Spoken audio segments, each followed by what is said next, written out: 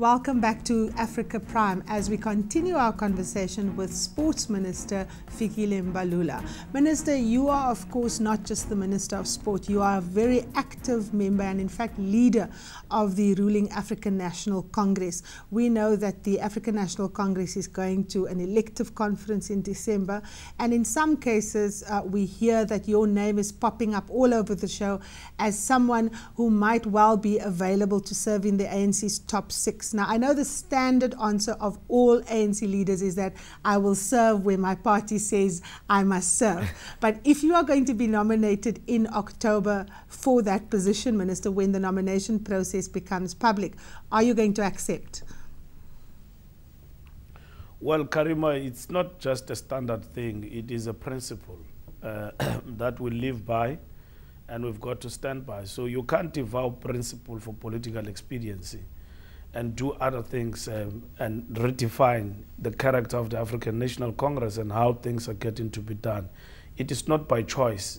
It is by way of how we have been nurtured and how we have been taught in the organization.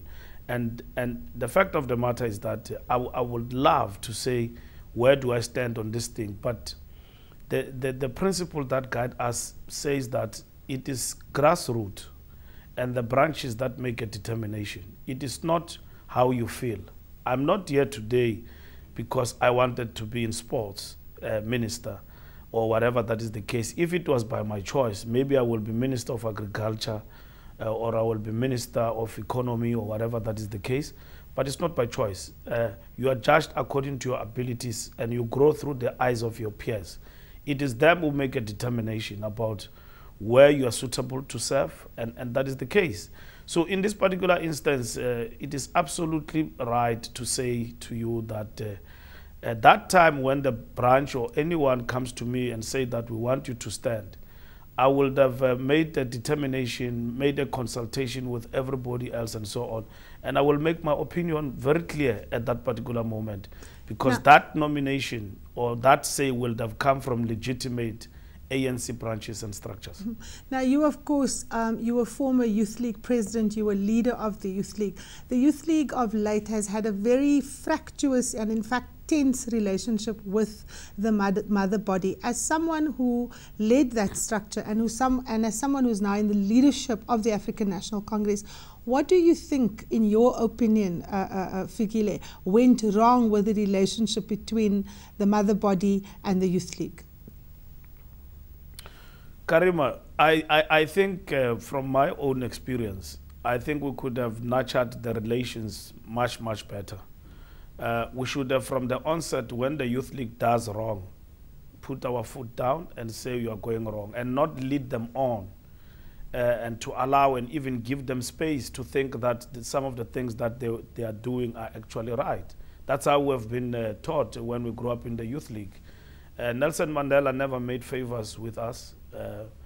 Thabo Mbeki, we never made favors to us, and we went apart with him as the Youth League because we were not proposing him to come back for the third term. It is understandable. It's a subjective thing. But throughout in these relations, the leadership of the ANC has never shied away from engaging robustly with the Youth League. Even in difficult moments, I remember we used to be in long meetings defining the autonomy of the Youth League, because every time the Youth League is much radical or is on the other way side, the question that beckons all the time becomes, what is this autonomy? What is this Youth League? And all of that. But when the Youth League is like drum majorettes, they sing the verses of what the leadership want to hear.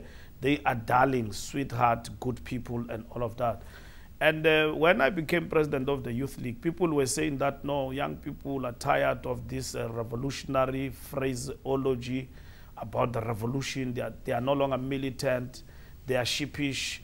They are just about themselves. They are about self-entitlement. But once we started to become radical, we realized that young people are still having the verve to engage politically, and they are very much politically aware, and they want to take to the streets all the time and to support their own programs of jobs for youth and all of those things, and they want to engage in activity because most of them, 70%, are defined outside the mainstream of economic development in South Africa, they are basically unemployed, and you are dealing with a problem of disengaged youth in the country.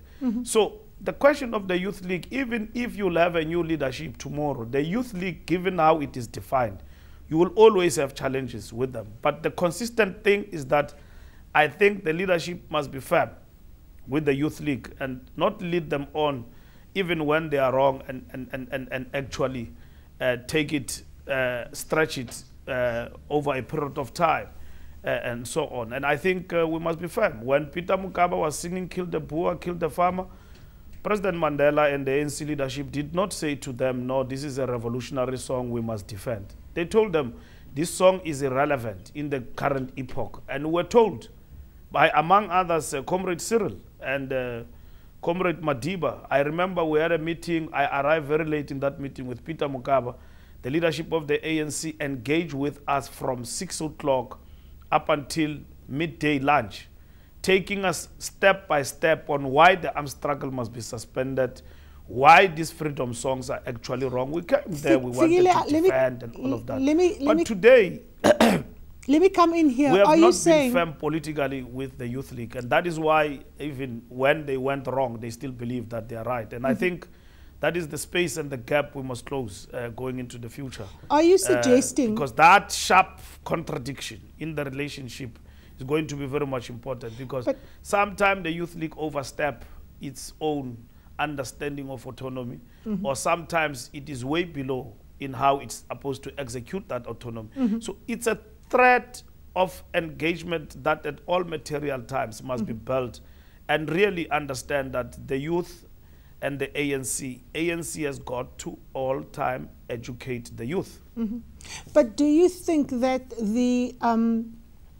the blame lies solely with the African National Congress for not doing what it was supposed to do with the Youth League? Do you not accept that the Youth League leadership itself, like you said just now, in some instances overstepped that mark, provoked the ANC for the sake of provocation and not necessarily on principled political issues? Do you not think that the Youth League carries some of the blame?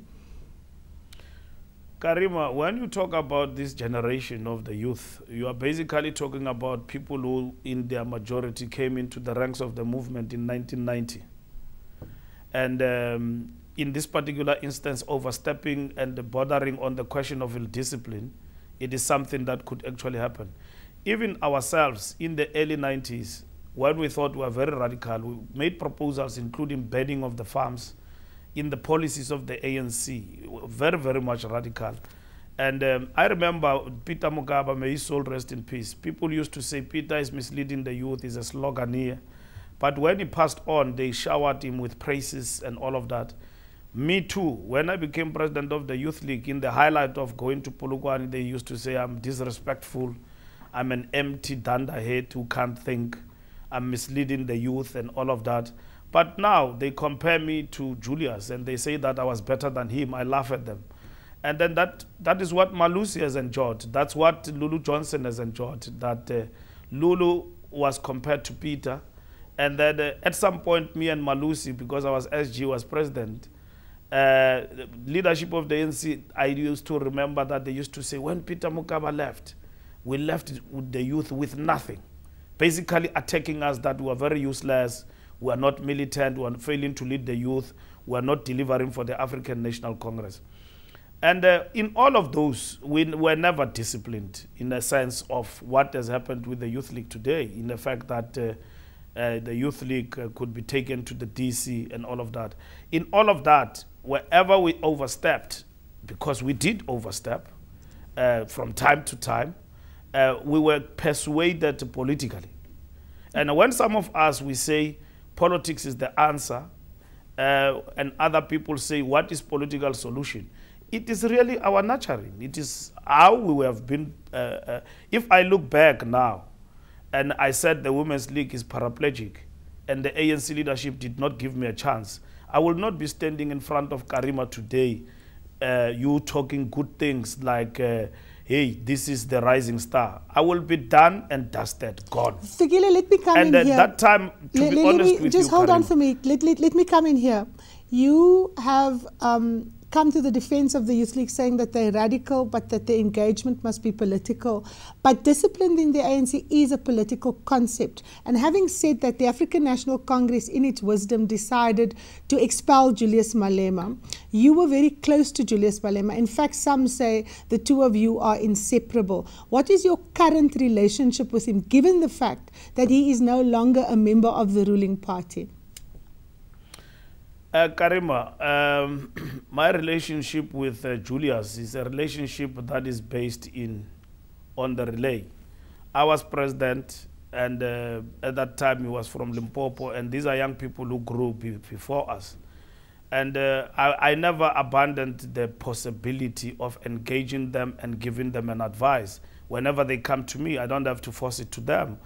I've never challenged the decision of the ANC about discipline. All what I said about it, which is the truth, is that it has never happened with us. We don't know how to handle it. That a youth league, which is a structure, has actually been taken to the DC.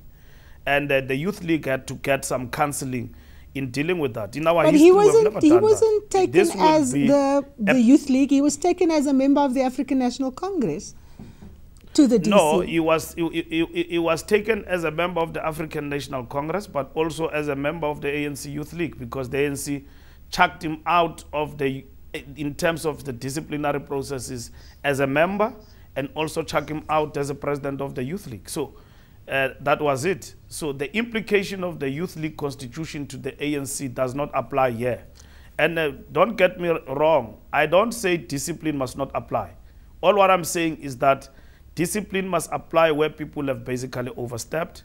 But I'm not a proponent of discipline at first sight. I think will you allow him back into the African National Congress? It is something that must actually be used as a last resort when everything else has actually failed. Maybe in the wisdom of the leadership, all of that has failed, and that is why they had to take Julius Malema head on the DC. And I've got reservations about the DC issues, which I'm not prepared to discuss in public. But just quickly, Fikile, if it's up to you, if it's up to you, would you allow Julius Malema back into the African National Congress? I will not. I think, Karima, I will reserve that question for the future, because Julius has not taken a stand to basically move away, whatever that is the case, from a political party. He's still a single individual, whatever that is the case. And it really depends on collective wisdom, what people think basically about it. And if you are an expelled member in the ANC, at some point you reapply to the organization, and assessment will be made.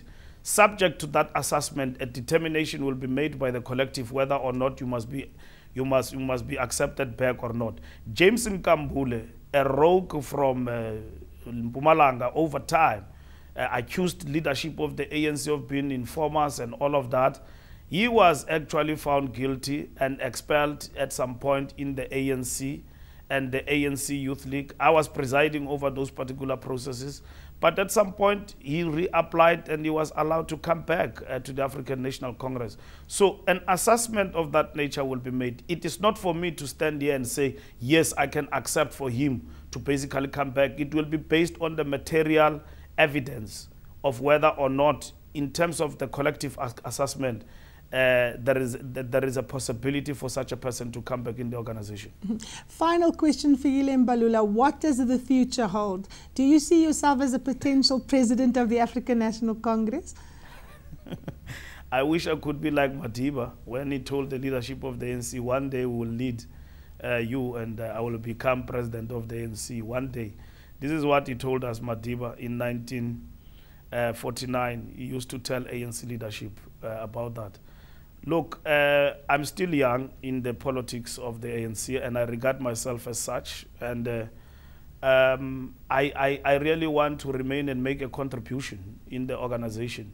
As to what post come with that, really is not my preoccupation, because once I can be preoccupied about seats, I'm going to lose direction, because I'm going to suffer from what Madiba called a syndrome of uncontrollable desire for power. And I don't want to get that disease. I'm content with what comes with what I'm doing. And the comrades do come to me and tell me that you are doing exceptionally well, keep grounded. And these are old people in the ANC who tell me that. And I've listened to them over the years, and I've not gone wrong till today. Even when they came to me, when I thought I'm the most well-informed person on the subject, they told me, you are wrong, you must apologize about this and that. At some point, I thought I was right, and I accepted that. So I want to live with that, Karima, and that should be something that must guide me, and I'm not intending to get out of it. And I think we're still young, and the future is bright, and let's walk in this path and follow in the footsteps of those who come before, which are the people who inspire us. And I intend doing exactly that.